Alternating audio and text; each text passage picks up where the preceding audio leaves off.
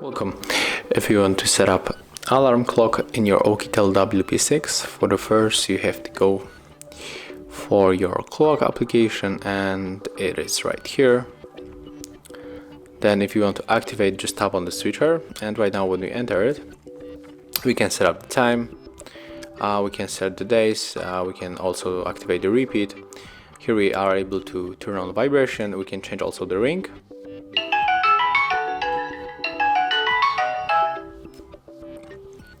And we can of course rename the alert.